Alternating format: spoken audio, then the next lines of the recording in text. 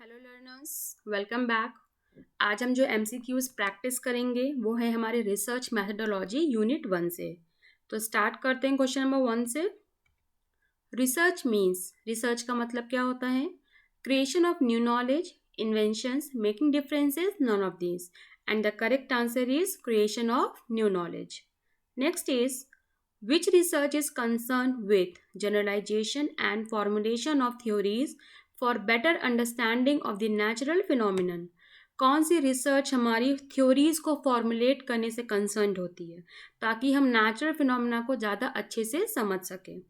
A pure research, b descriptive research, c exploratory research and d none of this.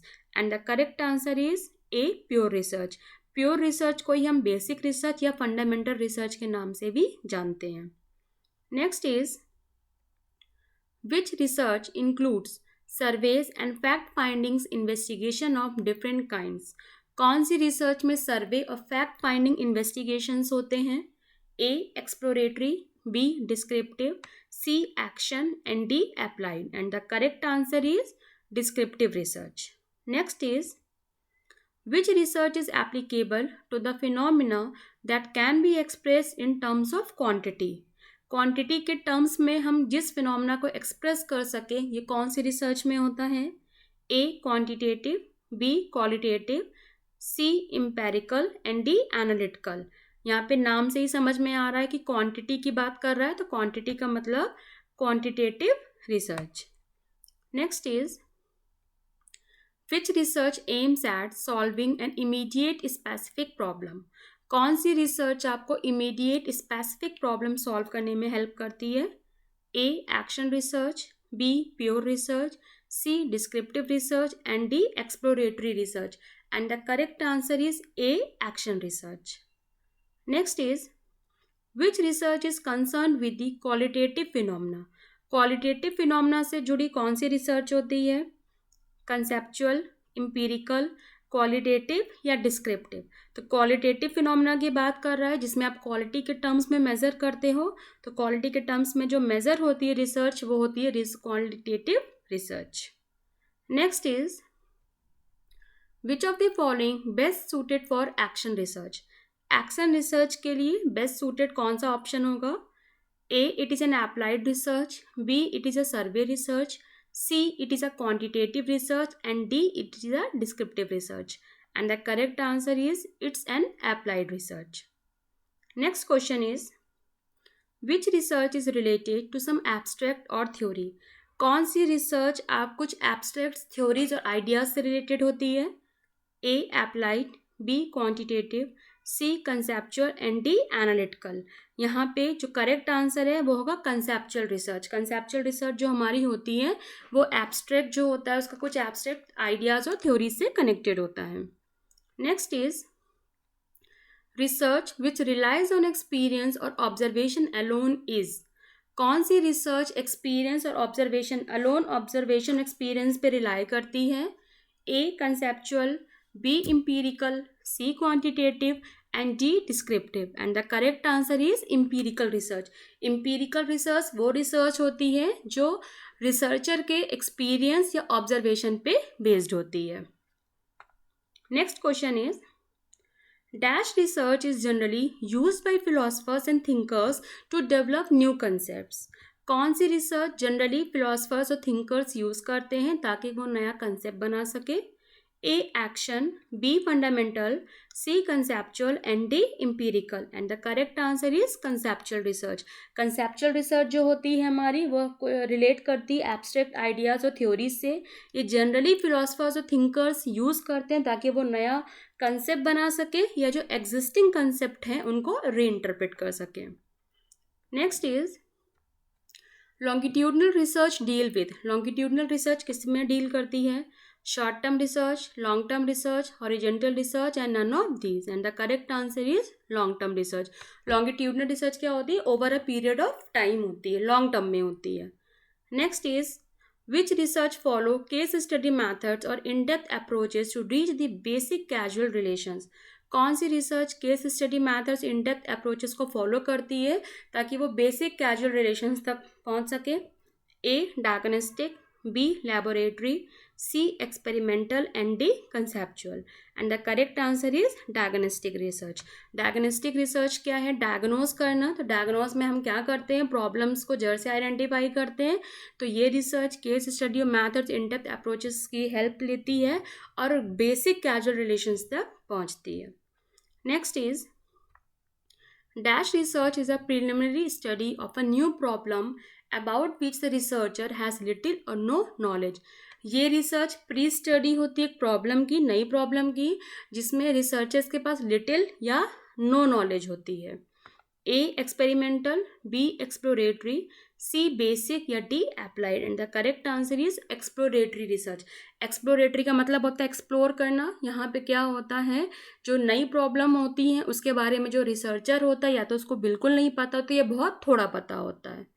Next question is the objective of dash research is to test hypothesis about cause and effect relationship. जो objective होता है इस research का वो होता है कि hypothesis test करना है ताकि कॉज और इफेक्ट रिलेशनशिप के बारे में पता चल सके. A pure, B casual, C descriptive and D formulative. And the correct answer is casual research. Casual research जो होती है वो आपको कॉज एंड इफेक्ट रिलेशनशिप के बारे में बताती है. Next is a preliminary study conducted on a limited scale before the original studies was carried out in order to gain some primary information. ये भी एक प्री स्टडी होती है जो लिमिटेड स्केल पे होती है ओरिजिनल स्टडी से पहले, ताकि उसके बारे में हमें कुछ इन्फॉर्मेशन गेन हो सके. A case study, B pilot study, descriptive study and none of this. And the correct answer is pilot study. Pilot study क्या होती है? हमारी प्रीलिमिनरी स्टडी होती है जो लिमिटेड स्केल पे होती है, ताकि जब हम ओरिजिनल स्टडी करने जाएं तो हमारे पास ऑलरेडी कुछ इन्फॉर्मेशन हो. Next question is what is the first step in the research process. Research process में सबसे पहला स्टेप क्या होता है? A developing hypothesis, b formulating research problem, c preparing research design and d collection of data. तो सबसे पहला step जो हमारा रिसर्च प्रोसेस में होता है वो होता है किसी भी प्रॉब्लम को, रिसर्च प्रॉब्लम को फॉर्मुलेट करना. So the correct answer is formulating research problem. Next question is a brief summary of proposed research is called. Proposed research की ब्रीफ समरी को हम क्या कहते हैं? A research design, b research problem, c hypothesis and d report. And the correct answer is research design. Research design आपका एक तरह से ब्लूप्रिंट होता है जिसमें आप ये बताते हो कि आप जो रिसर्च आप करने जा रहे हो वो आप कैसे करोगे. तो ये प्रपोज्ड रिसर्च जो होती है उसका एक पूरा समरी होता है, ब्रीफ समरी होती है. Next is developing the hypothesis is the dash step in the research process. Research के प्रोसेस में हाइपोथेसिस डेवलप करना ये कौन से स्टेप में होता है? A first, B third, C fifth and D fourth. And the correct answer is third step. Developing hypothesis जो होता है वो थर्ड स्टेप होता है रिसर्च के प्रोसेस में. Next question is dash is the statement about the predictive relationships among events और variables. Events और वेरिएबल्स के बीच में आप पहले से ही रिलेशनशिप प्रिडिक्ट करते हो या एज्यूम करते हो, वो उसको क्या कहते हैं? A prediction, B proposition, C hypothesis and D conclusion. And the correct answer is hypothesis. Hypothesis हमारा एजम्पशन होता है जिसमें हम एक स्टेटमेंट देते हैं कि ऐसा होगा. Next is what is the last step in the research process. Research process में लास्ट स्टेप क्या होता है? A generalization and interpretation, B preparation of report, C hypothesis testing and D execution of the project. And the correct answer is preparation of report. जो preparation of report होता है वो last step होता है research process में, जिसमें हम अपनी पूरी फाइंडिंग्स थीसिस के फॉर्म में लिखते हैं कि हमारी पूरी रिपोर्ट होती है कि हमने क्या रिसर्च में किया है. Next question is after formulating the research problem next step is dash in research process. सबसे पहला स्टेप आपने पढ़ा रिसर्च प्रोसेस का कि फॉर्मुलेट करते हैं हम लोग research problem. Research problem formulate करने के बाद अगला स्टेप क्या होता है? A review literature survey, B developing hypothesis, C determining sample design and D preparation of research design. So the correct answer is review करना लिटरेचर सर्वे को. Next is dash consist of coding, editing and tabulation. कौन सी stage में coding, editing और tabulation होता है? A collection of data, B analysis of data, c hypothesis testing and D preparation of report. And the correct answer is analysis of data. जब आप data का analysis करते हो तो वहाँ पे हम लोग कोडिंग करते हैं, एडिटिंग करते हैं, टैबुलेशन करते हैं। Next is a questionnaire is a method that is most frequently used in collecting. जो क्वेश्चनर होता है वो कौन से टाइप का डेटा कलेक्ट करता है? ए secondary, B primary, C both and D none of this. And the correct answer is primary data. जो क्वेश्चनर होता है वो आपका एक मेथड होता है प्राइमरी डेटा कलेक्शन का। Next is dash refers to the procedure used to select sample units from the universe. जब आप सैम्पल सेलेक्ट करते हो यूनिवर्स से तो उस प्रोसीजर को हम क्या कहते हैं? A research design, b sample design, c data collection and D none of this. And the correct answer is sample design. Sample design का मतलब होता है कि हम सैम्पल सेलेक्ट कर रहे हैं कहाँ से? यूनिवर्स से।